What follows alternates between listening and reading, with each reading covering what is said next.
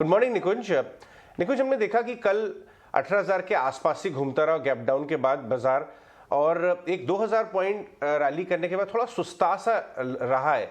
Global market भी कुछ खास नहीं है। आपको इस समय कौन से फैक्टर्स पे आपकी नज़र है बाजार को लेके? देखिए, आपने मेरा फ्रेम देखा ना, मैं यूं देख रहा था। ये एरर नहीं था, मैं यूं दूर देख रहा था कि भैया निफ्टी से आगे देखो।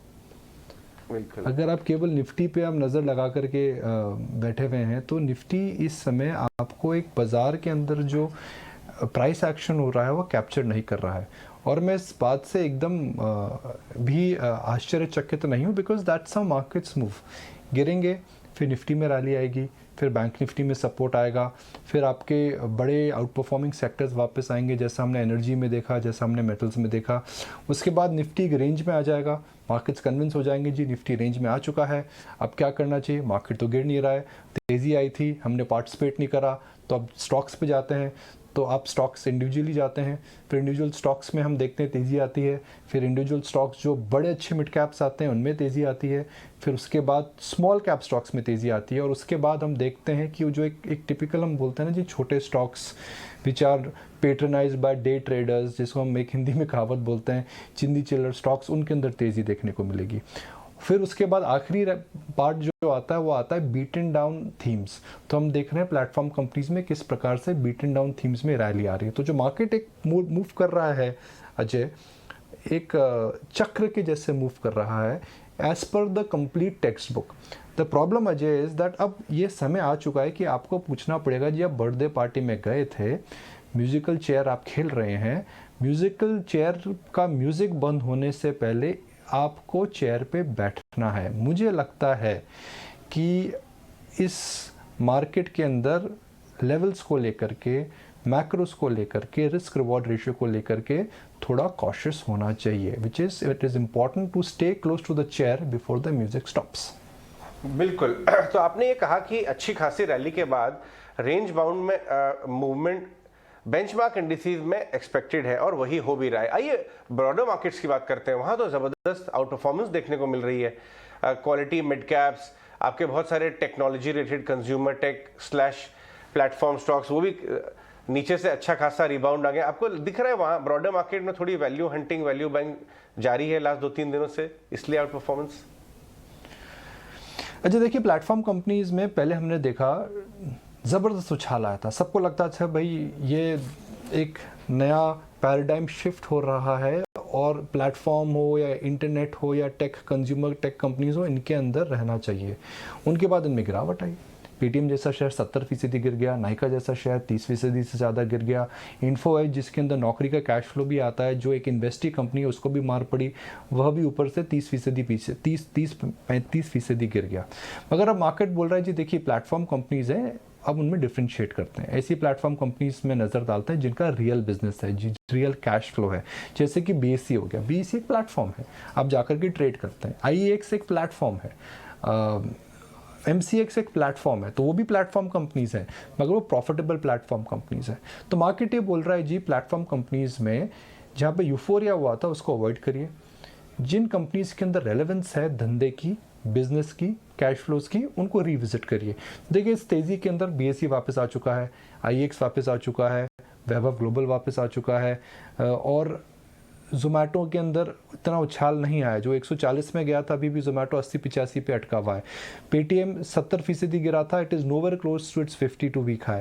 नाइका गिरा था, nowhere close to its 52 week high. तो मार्केट ये बोल रहा है जी, प्लेटफॉर्म खराब शब्द नहीं है, मगर भारत के अंदर जो प्लेटफॉर्म कंपनीज से रेलवे प्लेटफॉर्म टाइप हो रखा था, उसके अंदर सब आ चुके थे। अब आपको समझना पड़ेगा उस प्लेटफॉर्म कंपनी के अंदर किस प्लेटफॉर्म पे मालगाड़ी है, किस प्लेटफॉर्म पे राजधानी है, और शेयर बाजार वो डिफरेंशिएशन कर रहा है।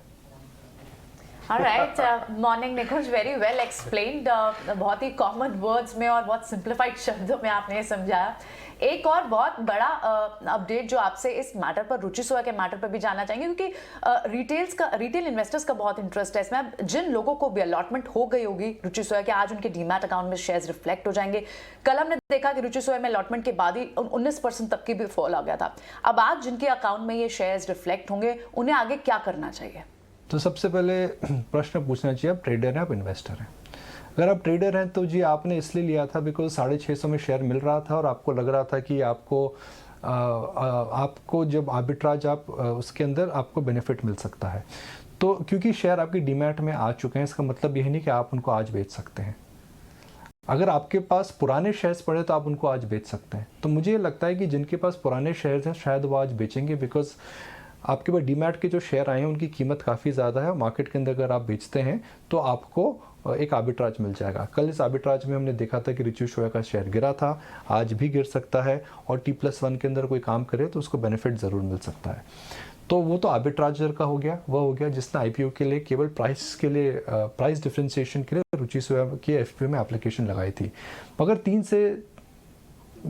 से 6 नहीं, मैं बोलूँगा 2-3 साल का अगर कोई व्यू ले तो आपको एक बुनियादी सवाल अपने आप से पूछना चाहिए कि क्या रुचि सोया वैल्यू क्रिएट कर सकता है। मेरा मानना है साफ कर सकता है। इसके अंदर अच्छा बिजनेस है, अच्छे ब्रांड्स हैं। पतंजलि एक वेल डिस्ट्रीब्यूटेड एफएमसीजी कंपनी है। इनके प्रोस्पेक्ट डॉक्यूमेंट में लिखा हुआ था कि रुचि सोया जो है वह फूड कंपनी बनना चाहता है। 26-27 हज़ार करोड़ का टर्नओवर है, 1 टाइम सेल्स पर आपको मिल रहा है। तो आप अगर लंबी अवधि के लिए ये शेयर देखते हैं और आर्बिट्राज और एडजस्टमेंट जो होगा उसको अगर आप हटा दें तो मुझे लगता है कि 2-3 साल के लिए Ruchi Soya can be a decent portfolio bet considering the business, the brand and the restructuring which will happen after the IPO listing. बिल्कुल। तो सबसे बड़ा सवाल जो है रुचि सोया के एफपीओ को लेकर, इसका जवाब आपको यहाँ पे मिलता हो। अगर आप ट्रेडर हैं आपको क्या करना है, अगर आप इन्वेस्टर हैं आपको क्या करना है, ये आपने यहाँ पर जाना। गुड मॉर्निंग निकुंज। अनदर इम्पॉर्टेंट इवेंट आरबीआई की मॉनेटरी पॉलिसी, क्रेडिट पॉलिसी कल आने वाली है। मॉनेटरी पॉलिसी कमेटी की बैठक का आज दूसरा दिन है। ऑफकोर्स जानकारों के मत तो हम जानने की कोशिश कर रहे हैं, लेकिन इन्फ्लेशन को लेकर भी इसमें बातचीत होती हुई दिखेगी। क्या कुछ लगता है आउटकम कैसा होगा? मानसी, महंगाई की मार, देखिए महंगाई की मार, पेट्रोल के दाम, हर चीज़ के दाम बढ़ चुके हैं और रिज़र्व बैंक ऑफ इंडिया को इस बात को इस समय नोटिस करना पड़ेगा। देखिए एक लेवल तक आप बोल सकते हैं जी मैं रेट नहीं बढ़ाऊंगा या ब्याज दर नहीं बढ़ाऊंगा बिकॉज मैं ग्रोथ को कॉम्प्रोमाइज़ नहीं करना चाहता हूं, और शायद वो सही रणनीति थी। मगर क्या रिज़र्व बैंक ऑफ इंडिया इस समय आँख बंद कर सकता है महंगाई को लेकर के? मुझे लगता है नहीं कर सकता है।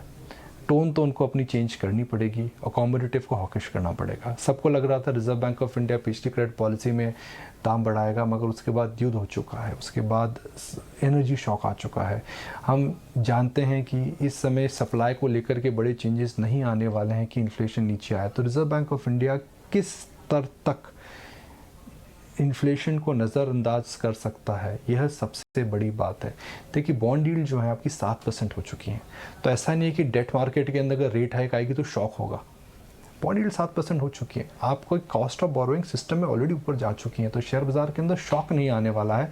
मगर क्या Reserve Bank of India Fed के जैसे क्या जी इन्फ्लेशन आने वाली है मगर चली भी जाएगी उस बात पे रहेगा, या रिजर्व बैंक ऑफ इंडिया बोलेगा जी इन्फ्लेशन आ चुकी है अब इसको कंट्रोल करना पड़ेगा? देखिए हिंदुस्तान के अंदर महंगाई एक बहुत इंपॉर्टेंट चीज़ है और महंगाई को कंट्रोल करना बहुत इंपॉर्टेंट है। तो मुझे लगता है समय आ चुका है जब महंगाई को अब कंट्रोल करना पड़ेगा।